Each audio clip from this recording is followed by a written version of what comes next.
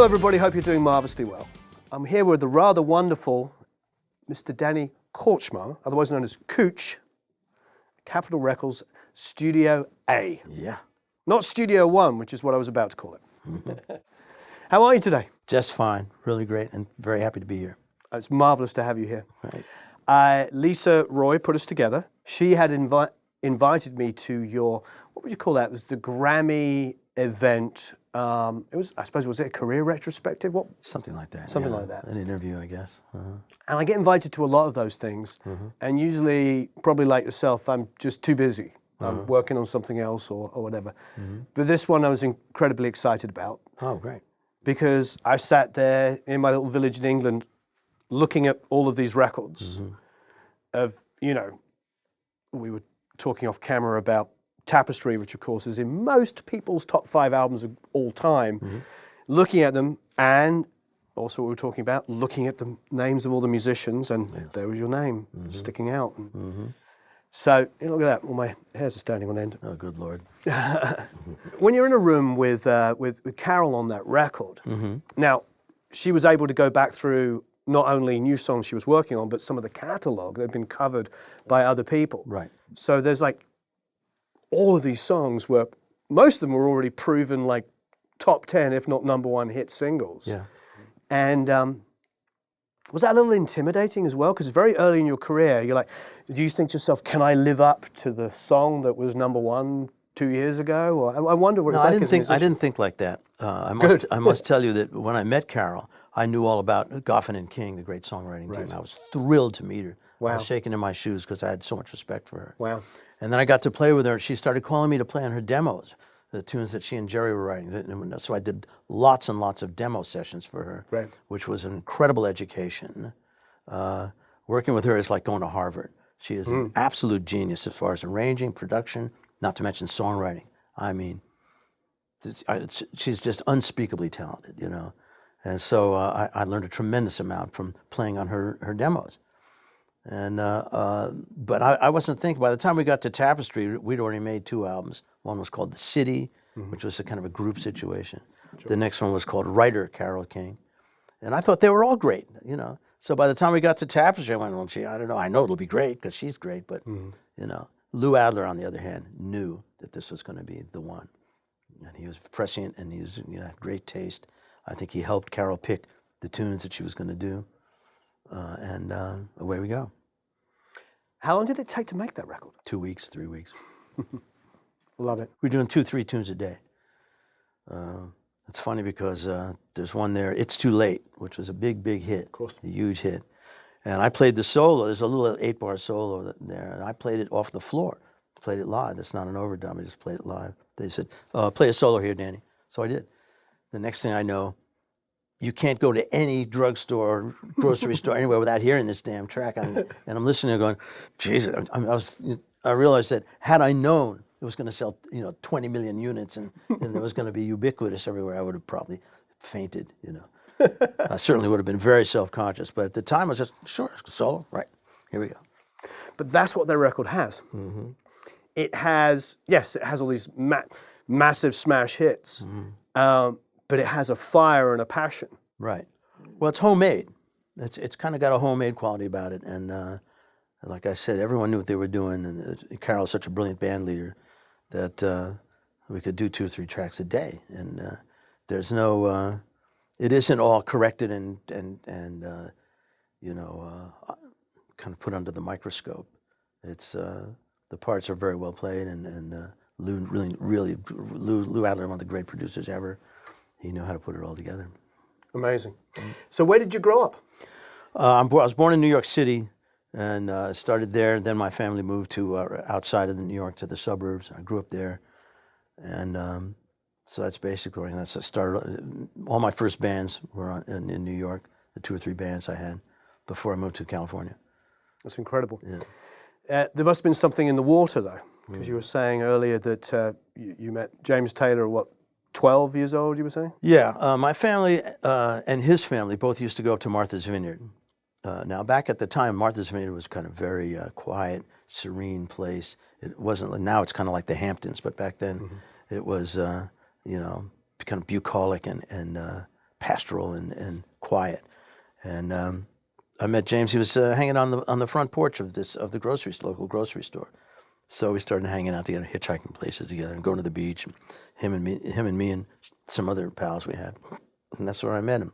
This is before he was playing, and so we kind of grew up together to a large degree, musically certainly we did. And we're still very good pals. That's amazing. You've made so many great records together. Yeah, he's my oldest and one of my very, very dearest friends, and I love him very much. Wonderful. Yeah. When you were a kid and you were finding out about bands, what was it that got you excited? Who inspired you? Well, when I was really young, I started listening to a lot of jazz and blues. Loved blues. At first, I by accident bought a Lightning Hopkins album, and I went home and listened to it for just months and months and months, over and over again. I thought it was the coolest stuff ever. So I loved Lightning Hopkins and Muddy Waters, John Lee Hooker, that kind of stuff. Little Walter. That generation of the blues really got to me, and I loved it. And also, all hell was breaking loose culturally at that time. When I was a kid, the jazz was really busting loose. It was great. For instance, Blue Note Records, every record they put out was great. Every record. Mm-hmm. Atlantic, every record they put out was fantastic. So all hell was breaking loose. There was a lot of great music. This is pre-Beatles now, talking about. So all this stuff was happening simultaneously. Folk music was having a resurgence. And kind of adopted blues. A lot of blues musicians started playing the folk circuit, as it were. So this stuff was all around us, and it was gestating, and I was really lucky to be around at that period of time. That's what influenced me. That's really interesting because, of course, that's a story of English musicians. Mm-hmm, that's right. So it's a really amazing parallel because in England in the early and mid-'60s, everybody was listening to blues. That's right, yeah. And that was the beginning of the Yardbirds and the Stones and all of those bands, all the Alexis Corner stuff, all came from that same love. That's right. And I love that because when I talk to young guys, and especially when they come to work with me, I'll say, do you know who Robert Johnson is? Mm-hmm. And if they don't, I'm like, you need to know who Robert Johnson is. Because, I mean, especially in England, it was like half of his songs were covered on pretty much all of the bands we're talking about, first albums. And well, it's funny how that is. It seems that, especially back in the day, English musicians knew tremendously more about American music culture than American musicians who couldn't care less, and it's still the case. If you talk to, say, Keith Richards, he could teach a course at Harvard on American music. He knows everything. Yeah. They all do. All those guys in that band do. And the first thing I realized when I first heard the Beatles and the Stones was these guys are like blues and R&B cover bands. Mm-hmm. And I dug it. I said, okay, well that's pointing a direction for me because that was the stuff I loved. And it flipped me out to realize that the Stones had covered King Bee by Slim Harpo, one of my favorite blues tunes. So I went, wow, these guys are hip, Right. They know what's going on. Because certainly in America, it was less so among American musicians. Yeah. I think we could definitely go on I could institute a huge tangent here, but I think that's one of the conversations I get with a lot of people, is the lack of blues and current music. Mm-hmm. Well, to me, it's, you're right about that. But the thing that kind of gets to me really is the lack of interest and the lack of knowledge about American culture and American music. If you're an American musician, you're supposed to know this stuff. You're supposed to know it. Mm-hmm. You're supposed to find out not just Led Zeppelin, who influenced Led Zeppelin, who influenced the guys that influenced Led Zeppelin. Go back, take it all the way back. This is your life. You're not interested in your own culture. I don't understand that. Right. To me, to be a serious American musician, you should know. You should know who these people are. Definitely. There's a great Mike Bloomfield quote, which I'm sure you know, is where he said, the English took American music and sold it back to the Americans. Well, absolutely, of course, yeah. Uh-huh. But my point is, I think, should be brought out is that, like I said, to be serious, know your stuff, know your history. Because that's what you got to draw on to be a complete and brilliant musician. You should know, you should be influenced by all this stuff, everything. And there's so much of it, and so much amazing music. That's right, yeah. Yeah. Now, where you grew up, how did you find music? How were you exposed to it? Well, the radio was still really, really happening. I realized when you turn the radio station all the way to the right, that's when all of the R&B and blues was over there on the right in New York. So you just find them, one of those great ethnic radio stations, and they're playing all kinds of stuff that you never heard on pop radio. So amazing. You could still absorb a lot of stuff on the radio, which of course is not true now, but certainly was true back in the day. And your first instrument, of course, is the guitar. Yeah. Was there any one player you were trying to emulate? Was there like something that just inspired you to pick it up? Yeah, when I was coming, well, Lightning Hopkins, as I said, and Muddy Waters and Fellers to start with. But then I started listening to everything from Stax Volt. I guess my first guitar hero, other than Lightning, was Steve Cropper. Oh, wow. Because I loved the parts he played on those Stax Volt records. And I loved his sound. And I just was really intrigued by what he was doing and how he was backing up the singers and playing and coming together with the rhythm section. So I was very influenced by Steve, for sure. And then Curtis Mayfield was another one, and basically R&B and soul and blues guitar players were the first guys I really drew from. Right. That's amazing. No, I agree with you with Steve. I mean, those lines are just down, down, down, down, down, down. You can't take that away from the song. No. You think of those songs, you think of those riffs. Right. And his rhythm playing, it's just Phenomenal. Absolutely phenomenal. Yeah. Very complete. Which is interesting you should say that, because now when I think of your rhythm playing, I think of that same groove orientated, where you said this at the Grammys event the other day, that somebody had said they had muted your rhythm playing on a track, and suddenly it didn't make sense anymore. Right, yeah. And it's just, that's Steve as well. It's that finding that place that holds everything together. Exactly right, yeah. Yeah. Well, that was the case. The track I was talking about was, this was after the album Running on Empty. Jackson was mixing the album with the great Greg Ladani, who is no longer with us, one of the greatest engineers ever. And at one point, they turned my rhythm guitar off to see what, just because they were checking everything. And it was like somebody pulled the plug out of the wall. That's what Jackson told me. He said the whole groove just went away. Right. And that's what I'm for. And I said, that's right. That's what I do. Yeah, gluing the whole thing together. I'm the glue. So I suppose let's do a little fast forward. So how did you meet Carole in New York? Carole, my band, I was in a band called The Flying Machine with James Taylor. We started a band in New York. We were playing downtown Greenwich Village at a place called the Night Owl Cafe. And another band was playing there, a band called The Middle Class. They're a very good, really good band from New Jersey. Turned out their bass player, Charlie Larkin, and I became pals. And Charlie I think he was actually dating Carole at that time. He brought her down to the Night Owl to hear our band play and introduced me to her. And we hit it off right away. I then called James over and introduced James to her, And so that's when we all met.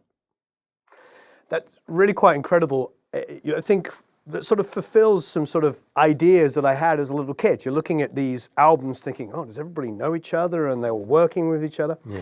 I was talking just before you arrived with one of the assistants here about one of the things I find devoid in modern music, at least at the moment, is a lack of collaboration. Is that, and probably it's budgets and things like that, but people are sort of being forced or choose to sort of work almost entirely in isolation, where they're building their own drum tracks, which is all admirable. I'm not trying to take away from it, but that time when you could be in a room where the bass player was one of the best bass players in the world with you, with one of the best drummers, with one of the best guitar players, and everybody was allowed to flourish and do what they were best at. Right. I mean, that's why we love those records. Yeah. Because everybody's bringing their A game. Well, that's exactly right. You get in a room with all these geniuses and these amazing players, and now something else happens that wouldn't happen if you're just overdubbing. Yeah. Now everybody, all the musicians I know are brilliant at overdubbing and can fit into a track beautifully. But if you put everyone together, there's another thing that happens. First of all, just the ambience of 4 or 5 guys playing together creates a different sound.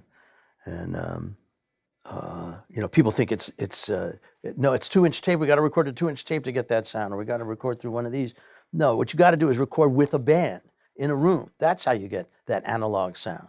That's with everyone in a room playing together, and then your parts coalesce based on what everyone else is doing and what the song is. And at that time, you were supposed to come up with great parts right now, all the time. Not just me and my boy. All of us that did sessions. That was why you were there. You'd get handed a sheet. It was basically a rhythm, what's called a rhythm chart, or just a lead sheet. And all it was chords and the structure of the tune. You're supposed to come up with a part. Nobody could really write for electric guitar, at least not write with anything worth a shit, You're supposed to get somebody that'll listen to it and go, bang, come up with a hook and a great way, a great part right away. And that was intriguing. It was great, and I think all of us were very good at it. So when you're moving into production from that, Yeah. you're getting sort of a baptism of fire. I mean, how many sessions were you doing a day with the section? Well, we were doing its a lot of height. work. I never did as many sessions as Russ and Lee, for instance. They did everything. Leland still works all day and all night. And after a while, I realized I didn't really want to be a session musician for the rest of my life. It wasn't like Steve Cropper, who goes in with the same fellas, cutting hit after hit. I was doing sessions for everybody, just like we all were. A lot of them were terrible. And I was more interested in projects, events, than sessions. Like Running on Empty was an event. You know, James's albums, those we'd rehearse for 2 weeks, we would cut the album, then we'd go on tour. Same band, same people. So I liked that better than just doing, you know, arbitrary record dates. Right. And how did that evolve into production? You're saying that Louise was the first. Yeah. Well, Peter Asher was a tremendous influence on me and on all of us. He always told us, think like a producer. When we were doing dates, when we were planning on making those albums, he would encourage us all to think like producers. And he would turn and say, what do you think? He'd turn to me, what do you think? I go, well, if we do in other words, I didn't go, oh, I don't know. Right. You think of something, you know, do something, put something. Right. And so we were all taught like that. Also, another thing about Peter Asher and Lou Adler, I have to say, those guys put our names on the albums. Now, the Wrecking Crew didn't get the credit they deserved ever because their names weren't printed on all those thousands of records and albums that they played on.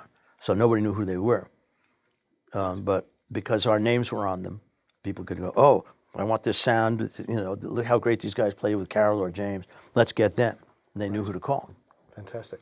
So that had a tremendous amount to do with us getting a leg up, as it were, in recording. So your first production gig is Louise. Mm-hmm. Yeah. What was the sort of springboard after that?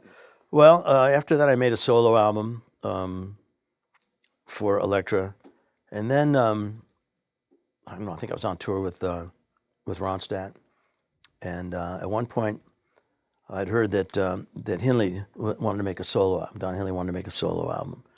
I knew Don vaguely, and after the Eagles broke up, Glenn made a solo album, and I played on it actually, called No Fun Allowed, and I played with Russell and I think Bob Glaub. We had a great time.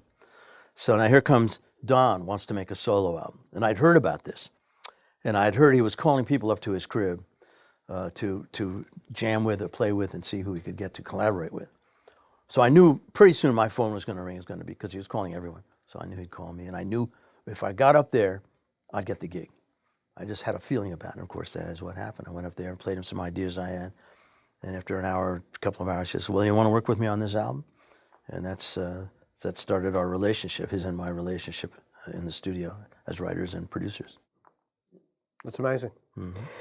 I suppose the end of the Innocents is obviously a pinnacle in Henley's career. Sure. I still hear it on the radio daily now. Mm-hmm. What I love about that record is it doesn't sound like what you would expect a Don Henley solo record to sound like. Well, that's interesting to say that. When we started on his first album, because I worked with him on all three of his solo albums, the first thing we talked about was, he said, I don't want this to sound like an Eagles record. Sure. I don't want oohs, background oohs, none of that. I don't want a bunch of acoustic guitars. You know, he wanted to go a whole other way, and we did. You know, we took it a whole other direction. That album in particular for me, though, is just like, first of all, melody on that record is unbelievable. Well, yeah, well, he's great. You know, Don is an absolute brilliant at melodies and brilliant at lyrics, like nobody's business. There's no trickery on the record. There's no like obviousness to it.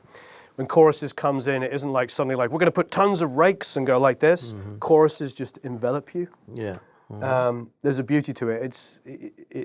It's like a great Beatles song. When you listen to something like Hey Jude, you're hooked from the beginning. Right. You hear that Hey Jude, you're in, and the whole song gets you. That to me, that album has that whole feeling to me. Well, that's great. Great that you say that. And we intended it to be able to get across to people. But really what we did largely was talk about what we wanted to say, what Don wanted to say, what message he wanted to bring. And then... What was that? A lot of times I would go back to, well, End of the Innocents is a Reagan era ballad for sure. That whole album is very kind of Reagan, influenced by the Reagan administration. But we had one of the tunes on there is New York Minute. And with that, he said, I want to write a song called New York Minute. I want to kind of capture the essence of New York City, especially in the autumn. So I went home and started writing music and came up with the music that you hear on it. And I played it for him, played the chord changes of the verse and chorus. And he said, yeah, that's it. So we started recording. I just listened to, on the drive over, I listened to your new old band covering that song. That's right. Lisa sent me a link to it, and I listened to it on the way over. With I was in the car, but I saw Waddy was playing with you. That's right. Leland on bass and everything. Right. Well, we're a band now. We're called Immediate Family, and I can't believe after all this time, 4 of us especially, with Steve Postel, are in a band together. After all this time, we get along great. We have a great time, and it's really like falling off a log playing with them fellers. It's like there's very little discussion about what we're going to do. Just go, and everybody knows what to do. It's really brilliant that we're all together. Are you touring? Absolutely, I am. We're playing gigs all over. Oh well, is it already? You're already out on the road, or? Well, we've been to Japan already. We're going back again in May. We're going to play at the Lobero Theater in Santa Barbara next week. We're going to play at the Mint.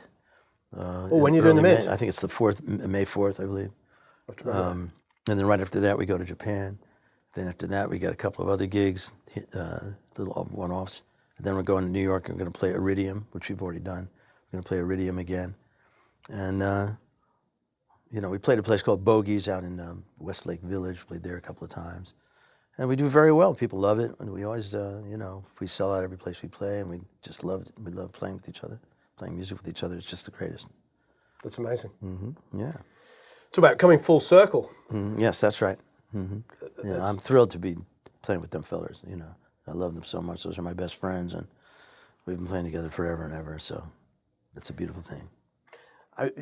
When you were talking about tracking and the collaborative process, I was thinking of a time when I worked with Lee, and it was with Dick Wagner.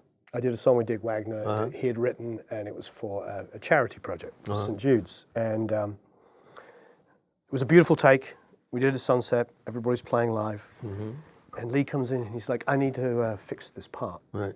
And I'm like, I didn't hear any problems and all this kind of stuff. And so I said to the who was running Pro Tools, I was like, oh, can you just move that note? And Lee's like, no, let's punch it in. Right. And I remember just like, right.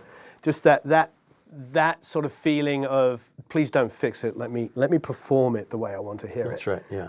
Which I think is something I'd like to sort of get into a lot more of that, because I know you have a lot of opinions on that, and I like that. I want to encourage you to have these opinions, because I think there's a place for all kinds of music. Certainly. I think there's a place for gridded EDM and hit you over the head, percussive, smash you over.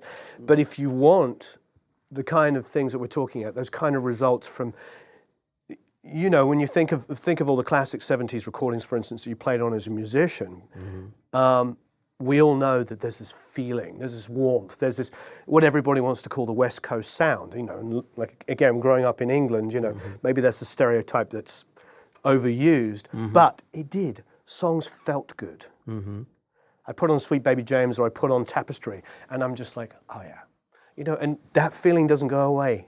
Right. They still feel that way. Yeah. And it is that process of being in a room and working off each other. That's right. And coming back into the control room and listening and going, oh.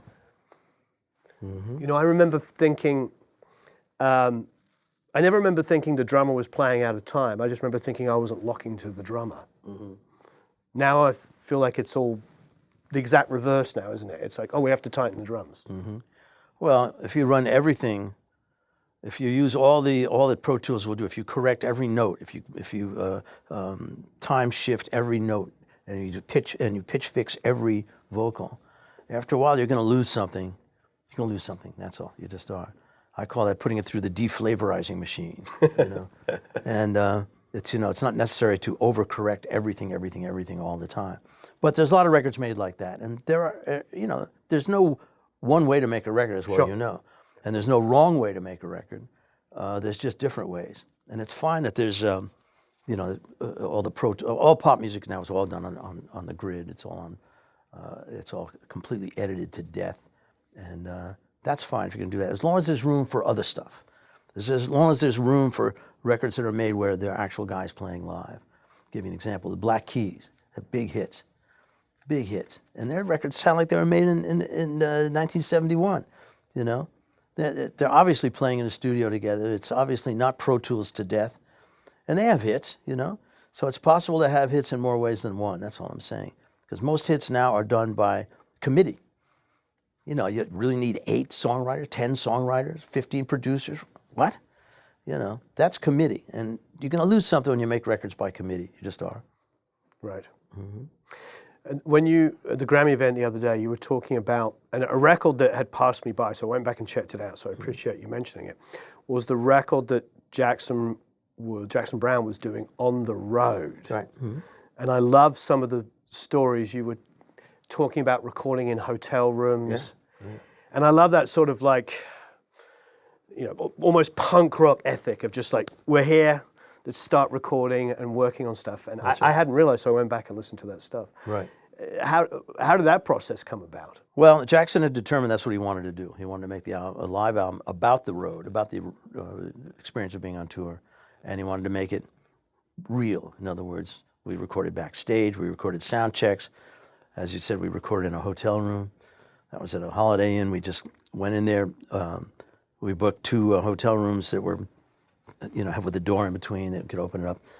LaDonnie moved the gear into one of them, ran a snake into the other one. They were set up drums, mics, moved all the furniture out, and we recorded. You know, any warning of the hotel stuff? Did you warn the hotel stuff? I'm not sure about that. Jackson's tour manager at the time, Buddha, Donald Miller, I'm sure took care of all that. Right. You know, that's amazing. But there was nothing we couldn't do. And like I said about Greg LaDonnie, there was nothing he said, I don't know how I'm going to do. Nothing. You could not phase him. Whatever Jackson could come up with. We cut one track on the bus while it was moving. And we got in there. Him and I stood like this to each other, playing acoustic guitars, 2 mics. Recording. LaDonnie moved a machine onto the bus, and away we go. There's nothing that stopped him or us. And Jackson wanted it that way, and boy, that's the way it was. It's very authentic. That's a real live album. It's not just the audience participation. Everything was recut in the studio. No, it's really live. That's incredible. Mm-hmm. Yeah, great experience. So I'm going to ask a fan question. Certainly. Because these are the kind of questions that you know, that always fans want to know. What's the one thing you've recorded that you're most proud of? Oh, man. There is no one thing I don't think I could say that I'm the most proud of. I'm terribly proud of all the stuff I did with Henley. Mm-hmm. It came out really great. We had basically no constraints on us in any way. We had no budget. There was no budget. There was nobody leaning on our shoulder going, you got to finish this, you got to ring everybody. Whatever gear we wanted, and remember there was a huge gear explosion in the 80s. We had the first DX7 in Los Angeles. We had one of the first Roger Lynn drum machines. Whatever gear came out, we'd get the first one. Don would just turn to his guy and say, get one. And you know, a day later it would appear, as if by magic. So we had no constraints. It was a very creative period of time. So I love that stuff. I'm very proud of that. I really love Billy Joel's album, River of Dreams. You know, Beautiful he's so talented, that guy. I had never worked with him and wasn't really that familiar with Billy. And it turned out he was just unbelievably talented and brilliant. And before starting that record, did you guys get together and talk about the production on that? Because all of like the different grooves goes on that is really remarkable. You know, if anybody's not heard that record, they need to go back and listen to it. Sure, yeah. Well, I was able to bring in my own rhythm section, guys that I picked out, Zach Alford and T.M. Stevens. And those guys are badass, and I knew they would put something on Billy's music that was heretofore absent. And they did. They brought a real badass funk to it and rock to it that I really thought he would respond to, and he did. He did. Oh, it's phenomenal. Yeah. It's a pinnacle in production, I think, for him. I mean, when I go back and listen to it, I actually almost felt like it's like there's some sort of tribal elements. It's kind of like, you know, it's really guttural. It's like when I put it on, I don't know, it makes me want to dance, and I'm English and white and can't dance, so they must be doing something right. Well, it all had the big beat. Pretty much everything on there had a big beat to it, and that's what I wanted. Which is a huge part of your sound. I mean, even though you're a guitar player, it's not like you make records where the guitars are on 11. Your records have amazing groove. Yeah. And that's, Oh yeah, I speculate, that's because you're in a room all the time, sitting next to a drummer, That's right. Yeah. feeling something, which, you know, you and I both know is so much huger than sitting in front of a pair of speakers. No matter how loud the speakers are, Right. it's not the same as feeling the air coming at you. That's right. From a guy. Well, I always sitting feel next to you. everything has to have a groove, an absolute groove. Even if it's a ballad, even if it's a very tender, you know, a ballad, it should have some pulse, something going that keeps you riveted to it. And I've always had that feeling. And I like that big beat. I like, you know, I like the, you know, I grew up with rock and roll, and that's what I like. That's what I love. Right. So I always aim to try to get everything grooving like crazy, you know. If you had one piece of advice for anybody, it doesn't even have to be an aspiring musician, producer, engineer, guy, songwriter, because you cover all of those bases. What is sort of the one thing that you've learned from experience that you think would be a wonderful thing? Do you mean the advice that I would pass on to? Yeah. The first thing I would say is mean it. Mean it. If you're going to write a song, it's got to be about something. It's got to mean something. Don't write general pop songs. Forget about the business. There's no business. There's no music business, man. You know, it's a way of life. It's a way of being. It's like a religion. Mean it. That would be the first thing I would say. And, It's beautiful. You know, past that, you can take your own. You can produce it any way you want. You can do EDM. I don't care what style of music you're doing, but mean it. Have it come from the heart. And if it doesn't, what the good is it and what use is it? None at all. That's what I would say. Well, thanks ever so much. My pleasure. I really appreciate this. Great. Wonderful. Thank you, Huart. Please leave a bunch of comments and questions below. What is your favorite record that Danny's done? Let us know. Have a marvelous time recording and mixing it, and once again, I really appreciate it. Thanks very much. Thank you.